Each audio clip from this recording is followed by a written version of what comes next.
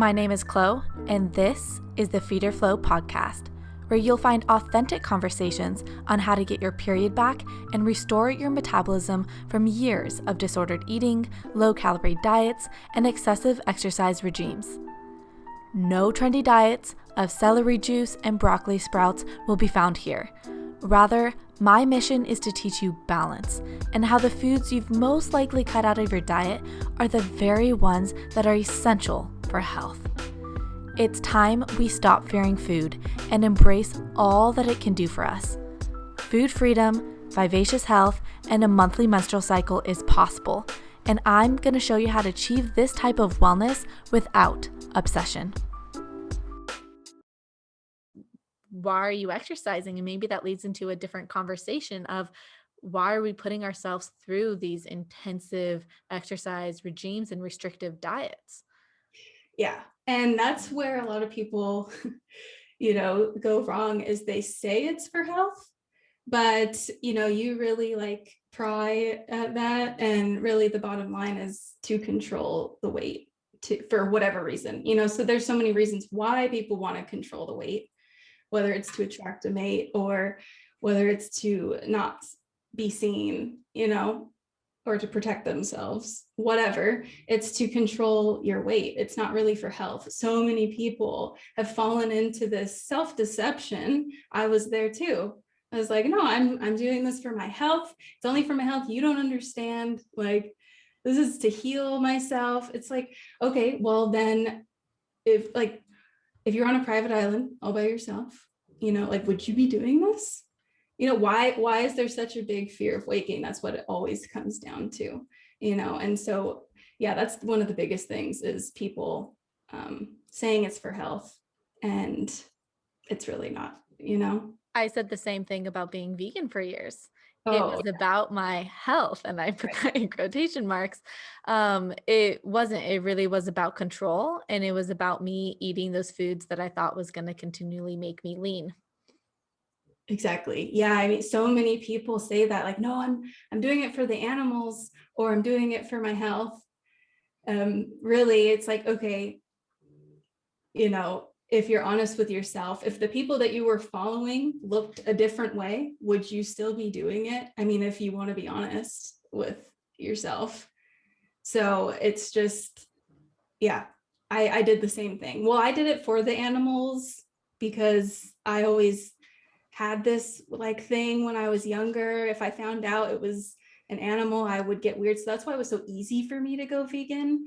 But, and it was for health supposedly, but at the end of the day, why was I so fearful to gain weight then when I lost control and I had these binging episodes? And the biggest thing I feared in those moments wasn't about my health. I was fearful of gaining weight and retaining all the water, I didn't even know that you were vegan previously. Yeah, no, I did not know that.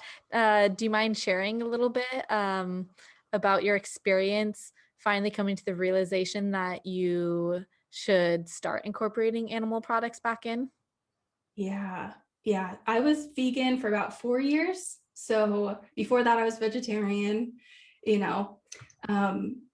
And so when I entered into recovery, I didn't know it was recovery. I was just binging, and then that's what led me to seek for answers. But yeah, I was still vegan in the beginning. So just binging on peanut butter and bread and potatoes and all of that stuff. Following different vegan people that promoted abundance, right? It's the abundance lifestyle, but it's still restricted. Yeah, abundant, an inordinate amount of bananas is not abundant. Let's be very clear about that. It's not. You need variety. You need actual food and not just 50 dates or 50 bananas each day. Right. And that's what it got to is I was just continuing to binge and binge and binge for months. And that's the thing is dates and peanut butter. I would eat from Costco, the big canisters of dates and the whole jar of peanut butter. And it just wasn't going away because I was never feeling satisfied mentally. So I could be physically full on all this stuff, but mentally I was never satisfied because if I was truly honest with myself, I wasn't just craving vegan foods. I mean, yes, I was craving bread and potatoes and all that stuff, but I was also craving eggs and cheese and all that stuff. But I had convinced myself that I wasn't craving those foods, right? My palate had changed. I'm not craving that stuff. I'm better than that, but I really was, when my mom would cook eggs, I would smell it like, like a starving animal could smell from like 20 miles away, something. That's how it felt. And I would just start salivating. But no, I didn't want eggs. I was better than that, you know? Well, and that's So really yeah. telling what you're saying right there, that I'm better than that. I remember experiencing that. It was like, I'm holier than thou because I don't touch bacon. Yeah. It's like, okay, let's dismantle this right here, right now, for those who are listening who think that they are better for sticking to a quote unquote clean diet. What in your mind makes someone a good person? Oh, yeah. Well, it's so much more than the foods that you eat. So this all comes down to like core values, it's so much deeper. So for me, it could vary, but for me, like what makes a good person is kindness, authenticity, honesty, you know, presence, dependability, genuine, fun, humor, playfulness, flexibility. I mean, like so many different things. Well, and right there in those things that you listed, like the flexibility, the playfulness, all those things would require someone to not stick to such a rigid diet, because you don't have flexibility when you're like, I can only eat organic, non-GMO, sprouted, broccoli sprouts, and that's all I can have. That creates that rigidity, that kindness. Well, when you're rejecting someone's food that they made for you, how kind is that? And being genuine to yourself, like you were saying, you thought that, oh, I don't want the eggs, but authentically, genuinely, you did want the eggs. And I remember that. Like, I walked into my parents' home one day when I was coming home from college from Christmas break, and I saw my mom, and she was literally like chewing on a lamb chop, and she was just like chewing around the bone, and I was just looking at her like, oh my gosh, I Yeah. really want that. I really, really want that. But I was vegan, and I had my like, no, I can eat no meat. And so I told myself, I don't really want that. Maybe I can just, I can soak some nori wrap in smoked something or other and make it taste like the meat. And it was just me not being genuine to myself and to my body's desires and continually going against that.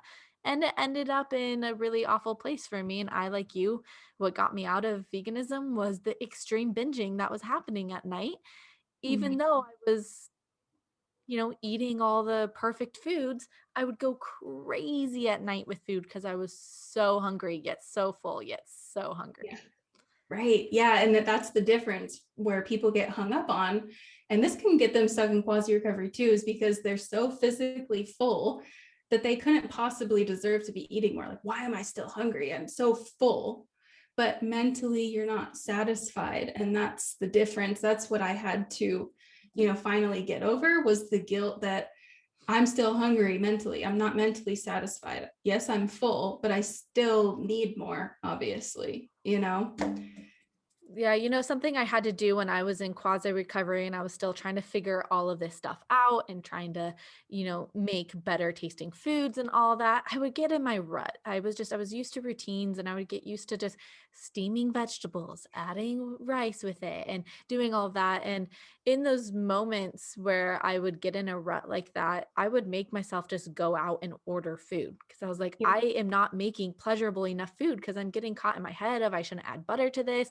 I shouldn't add any grains. I should only do cauliflower rice and not regular rice. And I would just make it not taste good. And then that would lead to indigestion, to bloating. It would lead to binging. It would lead to all of these things. And when I got caught in those cycles, I knew like, okay, I need to either have someone else make me dinner, or I need to go out to a restaurant where they're actually going to make the food taste good. And I think we have such a fear about pleasure, but pleasure is such an important part. I always tell my clients, like, vitamin P, pleasure, it's insanely important, and you can't have a healthy diet without it. And that's something my French mother 100% taught me. She would like, would get so mad that I would try and eat like bread without butter. She's like, "Are you crazy? Like there is no bread without butter. What are you doing here?" Right. Yeah. And that's the thing. I mean, food was meant to taste good. Like if it didn't taste good, we wouldn't eat and then we would die, and people have all their debates for that. Like, no, this is hyper palatable. And I don't want to get into that debate, but yeah, I mean, food is supposed to taste good. Sex is supposed to feel good, and that's just how it is. Well, life can be pleasurable and it doesn't have to be this deprivation mindset all of the Right. time. And I think people stuck in disordered eating or eating disorders, we really come from this mindset of deprivation and we find sort of this high off of it where it like almost feels good that we have deprived ourselves so much. Um, and I think that this lends into the conversation of the bigger things going on. What's missing from your life? Why don't you want to grasp onto life, into the beautiful things that are here to be experienced and what's really going on? And that's something that, even working with a therapist can be really helpful to understand, to really get an idea and perspective as to why am I blocking out all sense of sort of love into my life. Thanks for listening to this short clip from the Feed or Flow podcast. To listen to the rest of this show, head on over to your favorite podcast app like iTunes or Spotify. If your period has gone MIA, you're going to want to get her back. She's important for your health and misses you dearly. I've created a juicy online course designed to teach you everything I wish I knew about getting my period back, restoring my metabolism, and cultivating a healthy, nourishing relationship with food. The Get Your Flow On course is designed to empower and inspire you to achieve full recovery. Head on over to www.flowwithchlo.com to sign up.